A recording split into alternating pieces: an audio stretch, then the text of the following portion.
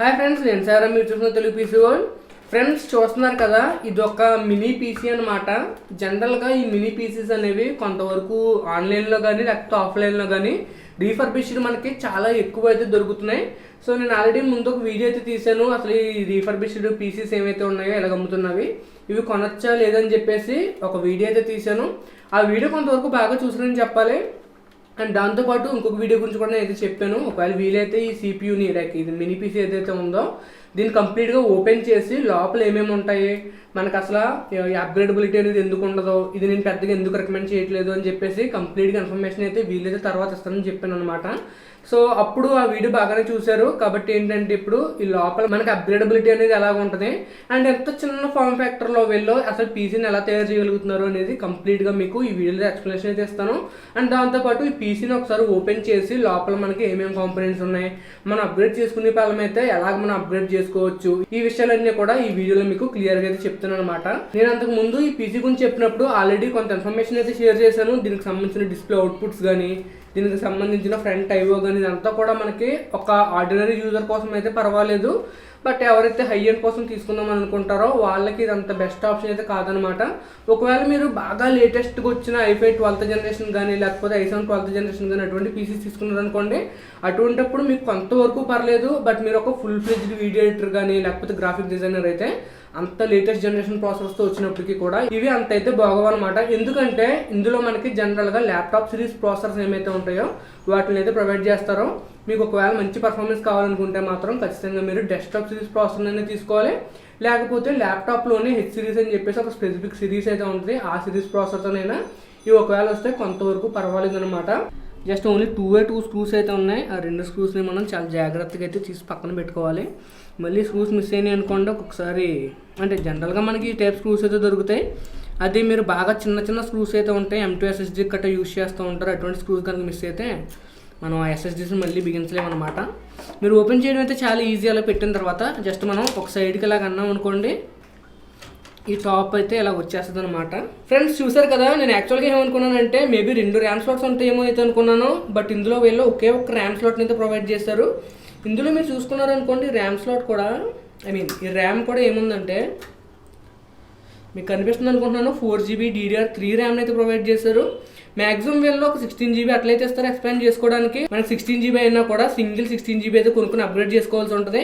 ఇక్కడ చూసుకున్నారనుకోండి, ఇక్కడ ఒక పోర్ట్ అయితే ఇచ్చారు. మ్యాక్సిమం మీరు ఇందులో వైఫై కానీ అటువంటివి అయితే లైక్ బ్లూటూత్ కానీ వైఫై కానీ ఇన్స్టాల్ చేసుకోవడానికి అయితే ఉంటుంది.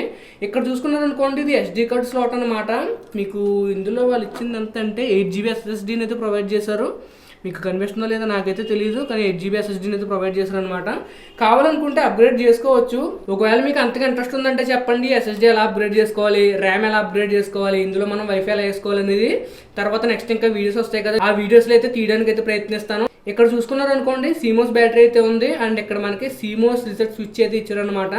సో మీరు ఏదైతే కంటెంట్ చూస్తున్నారో ఇటువంటి కంటెంటే మన ఛానల్లో వస్తుంది. మీరు కనుక మిస్ అవ్వకుండా ఉండాలని అనుకుంటే మన ఛానల్ అయితే సబ్స్క్రైబ్ చేసుకుని ఫాలో అవుతుండండి.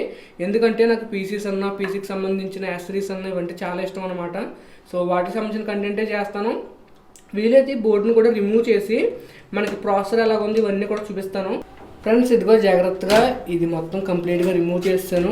సో మీరు వెనకాల కనుక చూసుకున్నారనుకోండి, ఇది ఈ ప్రాసెసర్కే కూల్ చేయడానికి అనమాట. యాక్చువల్గా మీరు ప్రాసెసర్ చూసుకున్నారనుకోండి, ప్రాసెసర్ వచ్చేసరికి ఇటు పక్క అయితే ఉంది. ఈ స్క్రూస్ అన్ని కూడా ఇప్పుడు ప్రెజెంట్ అయితే రిమూవ్ చేయదలుచుకోలేదు, ఎందుకంటే ఈ ప్రాసెసర్ అనేది కన్ఫామ్గా మనకి సోల్డర్ చేసేసి అయితే వస్తుంది, అందులో నో డౌట్ అనమాట. సో ఇలా సోల్డర్ చేసేయడం వల్ల మనం ఈ ప్రాసెసర్ అప్గ్రేడ్ అయితే చేసుకోలేము. అదే మెయిన్ ప్రాబ్లం మినీ పీసీస్లోని. అదే మీరు నార్మల్గా డెస్క్టాప్స్ కనుక కొనుక్కున్నారనుకోండి, ఎప్పుడు కావాలంటే అప్పుడు మనం అప్గ్రేడ్స్ అయితే చేసుకోవడానికి అయితే ఉంటుంది.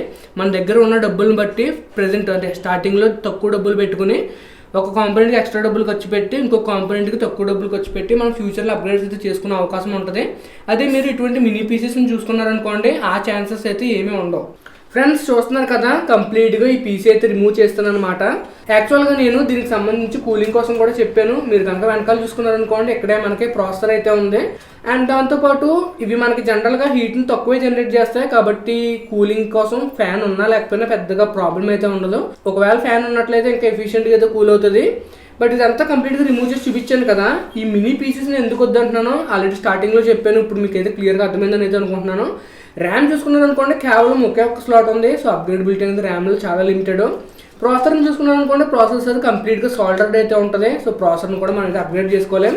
దీనికి ఎటువంటి గ్రాఫిక్ కార్డ్ కోసం ఎటువంటి PCIe స్లాట్స్ ఇందులో అయితే ఉండవు. కాబట్టి మీరు గ్రాఫిక్ కార్డ్ కొనుక్కోవాలనుకున్నా, లేకపోతే క్యాప్చర్ కార్డ్ కొనుక్కోవాలనుకున్నా, లేకపోతే వైఫై కార్డ్ కొనుక్కోవాలనుకున్నా, ఇటువంటివన్నీ కూడా దీనికి చాలా లిమిటెడ్గా అయితే ఉంటాయి. దీనికి ఉన్న స్లాట్స్ వల్ల 2 స్లాట్స్ ఉన్నాయి. ర్యామ్తో కాకుండా చెప్తున్నాను. ఇది వచ్చేసరికి SSD కోసం. ఒకవేళ మీరు SSDని కనుక పెంచుకోవాలనుకుంటే దీన్ని యూజ్ చేసుకుని మన దగ్గర ఉన్న లైక్ ఒక 256 GB కానీ లేకపోతే 512 GB కానీ SSDని అయితే పెంచుకోవచ్చు. అండ్ దీన్ని యూజ్ చేసుకుని మనం కొంతవరకు మీ దగ్గర లైక్ వైఫై కార్డ్ కానీ బ్లూటూత్ కార్డ్ కానీ ఉందనుకోండి, దీన్ని యూజ్ చేసుకుని వైఫై బ్లూటూత్ అనేది అప్గ్రేడ్ చేసుకోవచ్చు. అంతే తప్పితే మనం అప్గ్రేడ్ అనేది ఇందులో ఇంకేమీ చేసుకోలేము. సో దాని గురించి ఫ్యూచర్ ప్రూఫింగ్ గురించి మాట్లాడుకున్నట్లయితే ఈ PC అనేది అంతగా బాగోదు. అండ్ పర్ఫార్మెన్స్ కూడా మీకు ఈ టైనీ ఫామ్ ఫ్యాక్టర్లో రావడం వల్ల చాలా లిమిటెడ్గా అయితే ఉంటుంది. సో ఇది ఫ్రెండ్స్ ఈరోజు వీడియో అయితే మీకు నచ్చింది అనుకుంటున్నాను. నచ్చితే కనుక లైక్ చేయండి, షేర్ చేయండి, సబ్స్క్రైబ్ చేసుకోండి. నేను Sairam, signing off guys, bye.